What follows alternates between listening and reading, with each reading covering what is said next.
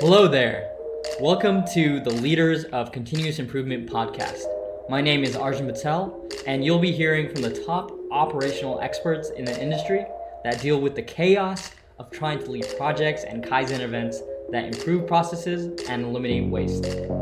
This podcast is meant to provide tangible advice, case studies, interpretations, and ideologies of all things continuous improvement.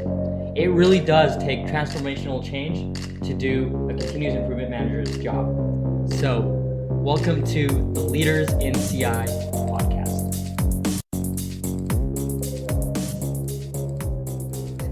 On today's episode, we'll be asking the question, what is the future of lean after COVID-19? And to help us answer this question, we've invited special guest Professor Bob Emiliani. Bob, he started off his career in engineering and now is a professor at Connecticut State University and is one of the leading experts in continuous improvement. Now, let's hear from Bob himself. I started off in engineering and then,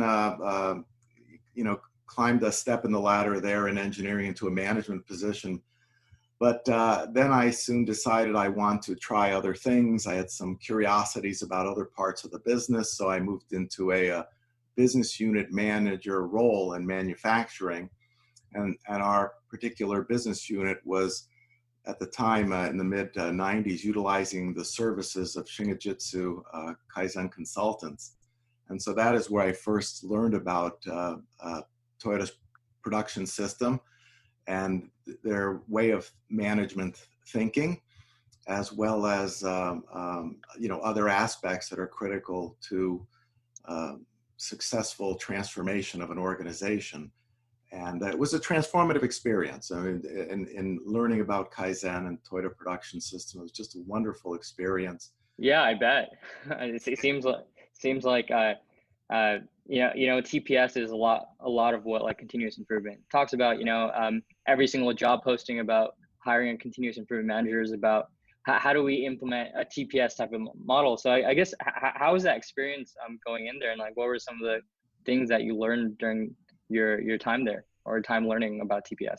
Well, yeah, I mean, during the Kaizen, you learn how to create flow, how to create material and information flow, eliminate the queue time, connect up the processes, co-locate the people, and so on. And, all of our problems magically disappeared. I'm exaggerating just a little bit, but I mean, we always had quality problems, late parts, cost too much, and we had safety issues. And lead time problems. And so when we connected up the processes, these things just started to evaporate, and we were no longer always late on the parts, and the cost went down, and the quality was up, and the safety was up, and the lead time was reduced. And, it's just mind-boggling what we were able to accomplish in the space of, 4 or 5 days of Kaizen that we could not have achieved previously in years of dealing with our processes as we then understood them. So yeah. The thing that amazed me about this too was it's a different approach to leadership in within the TPS construct or a lean construct, how you lead an organization. And that was a particularly interesting aspect for me, because there was a number of other business unit managers at the time, and some were obviously changing in response to what was necessary in terms of it to improve processes, and others were not so, really not changing their leadership style at all and their understanding of things. So that was a fascinating aspect of it, to see who went with the change and who didn't. Yeah. And right now we're going through one of the biggest changes possible, but more externally facing, right? With COVID-19 affecting a lot of these industries. So I guess what's your take on like COVID-19, and how do you feel it's affecting a lot of businesses right now, especially in industrial sectors? Well, it's decimated, service businesses, of course, and the manufacturing businesses are being impacted as well, either through lack of demand, or if there is demand for their stuff they produce, then there's the problem of keeping the workers safe and healthy. And there's been a number of businesses that have had to close down because of the COVID-19 just infecting so many people in their business. And so right now, there's a huge impact. I don't think people are thinking a whole lot about lean. It's more in survival mode. It's an emergency. What Yeah. do we do? How do we keep the wheels on the cart for the next few months and so on? It's a very Yeah. difficult situation. Yeah, it's extremely difficult. And, I've talked to plenty of like continuous improvement managers right now. And you're right. Not a lot of people are thinking about lean right now. They're just thinking about, how do we get product out the door as quick as possible, Yeah. and almost ignoring processes in the way. But ironically, having to focus on processes could probably help them in this Yeah. time frame. Yeah. Well, that's right. I mean, when you have an emergency, the thing you do is you eliminate queue time and you eliminate steps in the process. And that's what's happening here.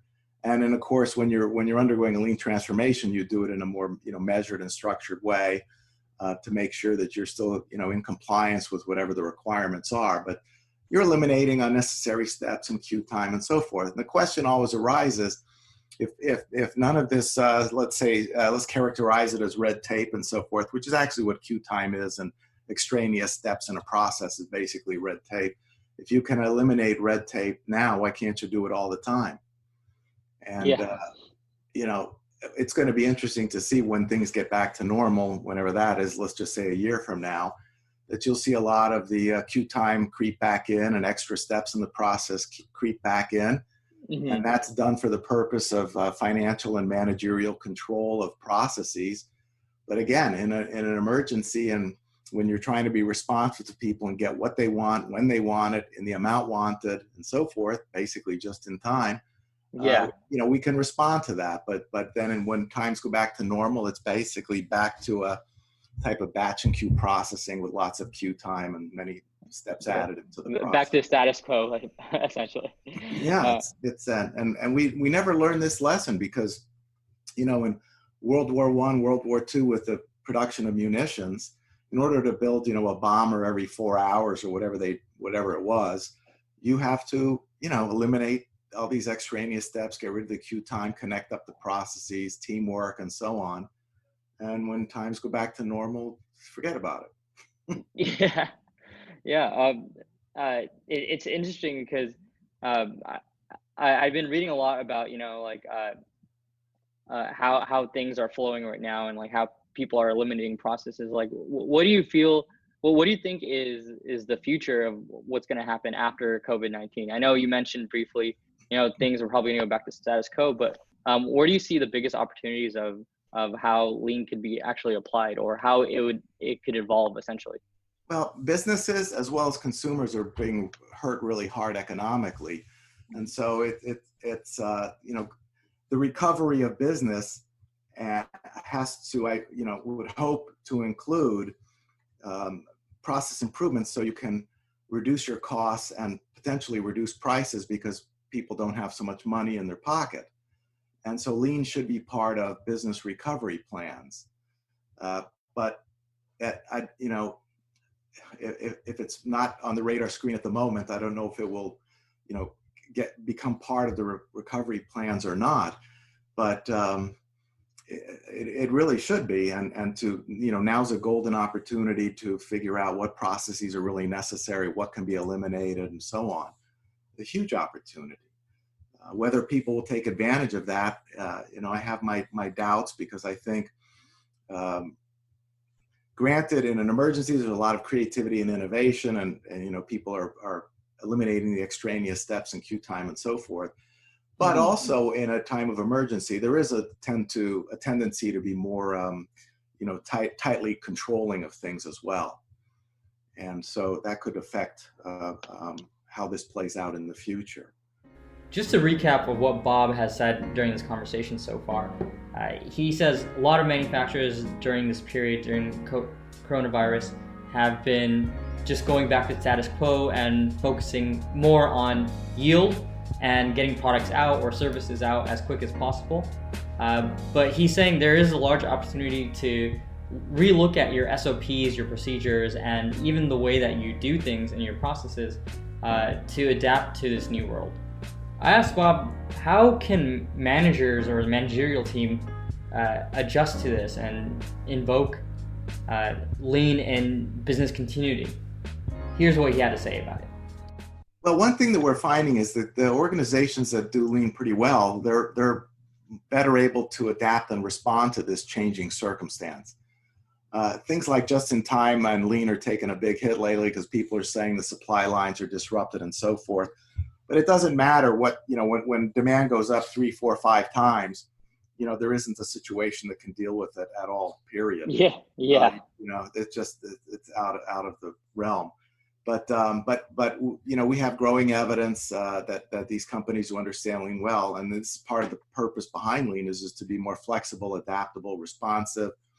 People in companies that do lean well have a lot of innovative capability, creativity, using human ingenuity to solve problems quickly. And so anyway, they're just able to respond better. So I would hope that some of those examples become known so that business leaders can see that and say, well, part of business continuity and being better prepared in the future would include lean management so that we develop the human resource capability to react and respond in better ways than we did in the past. Yeah, definitely. And what do you think are some things that invoke rapid change? Like, why are these organizations best fit to adapt really quickly versus ones that take a long time to adapt? Well, one of the things, again, in the organizations that do lean well, they practice Kaizen, and in particular, what I call Toyota style Kaizen, which is a kind of a unique form of Kaizen that uses a lot of creativity and ingenuity. We spend ideas instead of dollars to solve problems, and we work together as a team to do it quickly. So the typical pathway to improvement in a regular company is to turn this into a bunch of projects that take 1 or 2 or 3 months to complete. Mm-hmm. And in the lean companies, they face the same problems, but they're dealing with it in 2 or 3 days or 5 days, something like that. So their ability to comprehend the problem and figure out what to do about it is much. It's a much more condensed amount of time that takes, and they come up with brilliant solutions. Just mind-boggling, because they're allowed to experiment and try things and try things very quickly, not on the scale of many weeks or months. And this is something that doesn't come across well in the books about TPS and lean, is the time scale for improvement is short. It's very quick. It's today, not next week or next month. It's now. Let's figure it out now. We recognize a problem at 9 a.m. Let's correct it by 2 p.m. Let's try out a bunch of different 5 or 10 different ideas between 9 a.m. and 2 p.m. This is something really interesting that Bob mentioned right here. Continuous improvement and lean is about rapid iteration, and a lot of times manufacturers, they put on these huge initiatives that might take 3 or 4 months that might not result in any improvement. I guess the key to remember is try starting in smaller increments. Maybe an idea that takes 1 hour to introduce and execute, and see if it has any net positive results. Here's an analogy that I brought up in our conversation. Yeah, exactly. Like, just a rapid iteration. I know, like, I work in software, so we actually took that type of methodology and applied it to what Agile is, right? Agile and software engineering. And it's funny how it came straight from manufacturing. A lot of manufacturers still haven't implemented this sort of mindset. So I guess to mindset, do you feel, introducing this type of fast iteration process is led top down, or is it bottoms up? Well, it's wonderful if it's led top down, and this is one of the things that the world's premier Kaizen consultants teaches people how to recognize a problem quickly and then how to do something about it. But bureaucracy gets in the way, and it's like people are allowed to experiment during, let's say, a Kaizen week, but then when the formal official Kaizen week is over, people go back to business as usual, and management, for whatever reason, is okay with that. And it's like everything that everybody learned that week in terms of recognizing a problem and how to correct it and using creativity and ingenuity just evaporates. And Yeah. sometimes you wonder, why is management paying a Kaizen consultant to teach people things that when the consultant leaves, they go back to normal? And management has to follow up with employees and say, let's apply what we learned here. And let me Yeah. apply what I've learned here too as a manager in terms of solving problems quickly. And you mentioned that in the books that you just came out with, right? Irrational Institutions, Management Mysterium, and Classical Management, Lean Management. Yeah, the triumph of classical management over lean management. Yeah, there's a series of 3 books. It was first, it came out kind of in rapid order here: Triumph of Classical Management, then Irrational Institutions, and then Management Mysterium, and all of which speak to the problem of why don't business leaders absolutely love lean? Why do they prefer classical management? And so the books get into all the uncomfortable details of why classical management is preferred over lean management. And we have so much empirical data that lean is better in every dimension for a business in terms of all the key KPIs and metrics and human resource development and customer satisfaction and so forth. But yet classical management is deeply entrenched, and those books go into the different reasons why. And one gets into sort of the rights and privileges of leaders. Another one looks at the rate, this sort of ever-changing nature of rational and irrational thinking and how they interact with one another, as well as the aesthetics. A very unique look at aesthetics in business and how that entrenches the status quo. And then the spiritual underpinnings of leadership and management and how that also perpetuates the status quo. And I mean secular spiritual, not religious spiritual. Yeah. I guess one of the things that I've seen, it's no secret sometimes lean implementation fails. And what do you think are like the biggest factors? Do you think it's just like the top down like management team not being on board, or are there other factors that lead to those type of implementations failing or not being adopted as well? Yeah, that's a big, so I refer to it as there's a process for lean transformation, and you basically have a situation where the process failed. And because technically, lean itself doesn't fail, because lean isn't, it happens through people. Yeah. Anyway, so yes, the leaders are very important to be involved in the transformation, because the leaders have to learn new things. They have to learn new things of a technical nature. They have to learn new things in a managerial and leadership nature and human interaction and so on. And so if instead a company leaders say lean is really important, we need to do this, a lot of times that means it means you, the workers in the organization, and us, the leaders, don't have to do anything different. And when that happens, you see very little gain as a result of process improvement, because people understand that it's not for real and the leaders are not engaged and so on. But getting the leaders engaged, I mean, they basically have to get their hands dirty. And when you're in a leadership position, the attitude is, been there, done that. I'm now in this leadership role, and that's not something I should be doing anymore.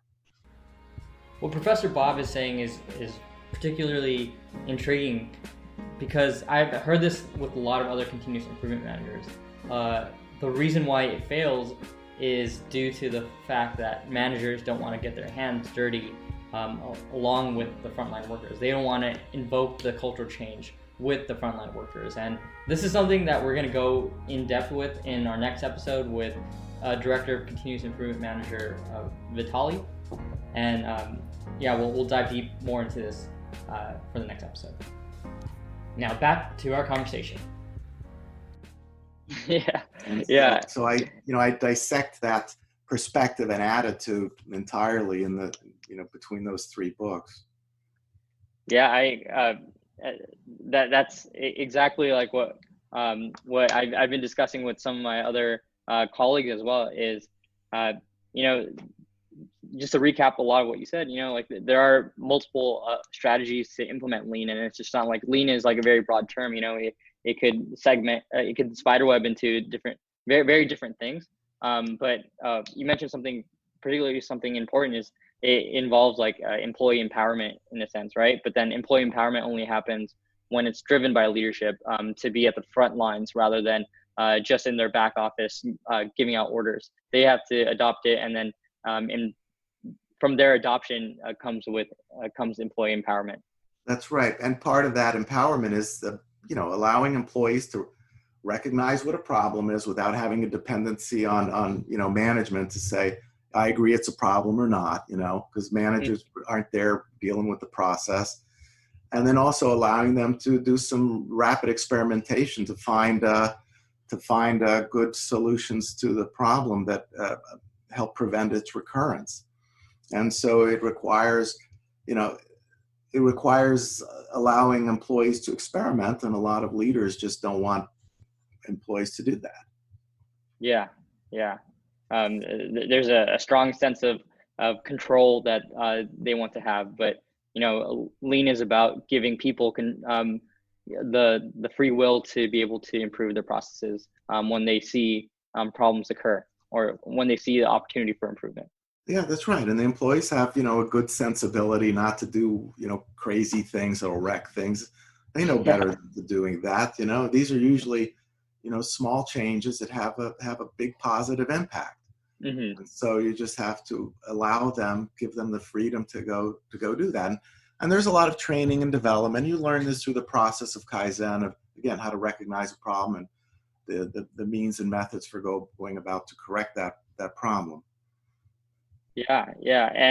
And speaking of people and, like empowering people, it seems a big byfactor of this pandemic happening is, increased interest in automation from the management team. So I guess what are your thoughts on that, like the role of automation and like the role of people in a new accelerated automated world? Well, I mean, fundamentally in the understanding of lean, that machines are there to assist humans, not to take over the job as humans, except in the case where the work happens to be hazardous to human health. Yeah. But for several years now, and really throughout the history of, since the Industrial Revolution, managers are always looking to replace labor with machines. Mm-hmm. And even though some of those machines are very expensive and cost more than what labor would cost, there's always a drive to eliminate the labor. And now with machine and artificial intelligence, machine learning, and things like that, and robots and other forms of automation, leaders of companies have been thinking about how to bring those into the business for some years now. And I think the pandemic is simply going to accelerate that in a big way. I mean, it's going to move that drive to invest in those kinds of technologies much faster, because the reasoning will be simple. It'll be, look what happens when people get sick. They don't show up to work, and we can't do our thing and produce our product or service. So there's going to be a very simplistic outlook on that coincides with the long, 250-year view that we get machinery to replace people. And again, that's typical of what you would see in classical management. Mm-hmm. Not the attitude that you would see in lean management. Lean management is much more judicious about the use of machines and automation and so forth, and really puts a critical eye on it to say, does this really work? Does it really do the job we think it does? Are there hidden costs to this? If you automate everything, then you're stuck with a system that's very difficult to improve. Yeah. And so the combination of, humans and equipment, so-called man-machine interaction is a focus of Kaizen. And if you just have machines, then, you're not going to get improvement. Yeah, you're essentially stuck in a very rigid flow, and it doesn't really allow you to adapt as quickly. I mean, automation, I think you said it beautifully. It's not necessarily a replacement. It's a tool, a mechanism that people use to accelerate or to help different types of processes. But you still need that contextualization from the people. And we're still. Yeah. Oh, sorry. Go ahead. Well, I was just going to say it's very important to be careful here, because a lot of business leaders and economists and other people are saying that the machines will be not be replacing people. They will be used to help people do their work. And that's a lot of that is just sort of a warming people up to the idea of machines and being more ubiquitous in the workplace with an eye to replace people. Do you know what I'm saying? So I see. basically, they're sort of given the soft sell here, but what's behind the scenes is a real hard drive to eliminate workers from from those Yes. jobs. So that narrative is not really coming from like a genuine place. It's coming from a like, this is probably the beachhead to start the process of replacement, essentially. That's correct. And there's evidence, in lean businesses where you see the complementary nature of people and machines. And so they have the track record of understanding that machines are just not a replacement for people in every case. Yeah. And I think that's something that could be another podcast in itself, exploring what the relationship is between humans and machines. Yeah, indeed. Machines are. We covered a lot about automation, what is lean management, what are factors that lead to success in lean management. Now I spoke to Bob about, what is the future of lean, and, where do we go from here, especially after coronavirus? And this is what he had to say. I think that, I've written a number of books and, promoting lean and so forth, and providing the empirical evidence that says, here's why this is a good thing. And in more recent years, I've been focused on why leaders are not so interested in this. And I think that, people, MBA students in particular, would be wise to understand really what's going on and why classical management, what it is and why it perpetuates the status quo and so forth. But in parallel with that, I think because of COVID-19, we also have to understand that some of the foundation upon which lean was built is really no longer relevant. And it really was built on a foundation of, business thinking and business logic. And what we're learning from COVID-19 is that lean probably needs to be rebuilt on a new foundation that focuses more on, human needs and human interests and humanity and so on. And the better practitioners of lean management, have somewhat of a foundation in that. But generally, the executive level understanding of lean management needs to change. And I fear that the forces that have resisted lean in the past are likely to resist lean in the future. And so I think it's very important for people who favor lean and who want to see it advance and prosper and become more ubiquitous really need to understand what those visible and invisible forces that prevent progress are. And those were the three books we mentioned earlier: Triumph of Classical Management, Irrational Institutions, and Management Mysterium. Because it does so many good things for people. It's not perfect, mm-hmm. but in these companies that do lean, you see a much better outcome overall for all the key stakeholders. You see a better outcome for the employees, for suppliers, for customers, for investors, community, the company itself. It's a better outcome for everybody. So, why wouldn't you do it? Well, turns out there's some deep-seated reasons why that doesn't happen. But, we're working at trying to peel back the onion here and expose what's going on so we can think of new ways to approach this problem. Yeah. I think it's going to be interesting on rebuilding a lot of what the foundation of lean is going forward. And I'm pretty sure you explore a lot of that in your book, 3 books as well, even though it was like an indirect effect. But I think you're right. The foundation of lean is completely going to be rewritten.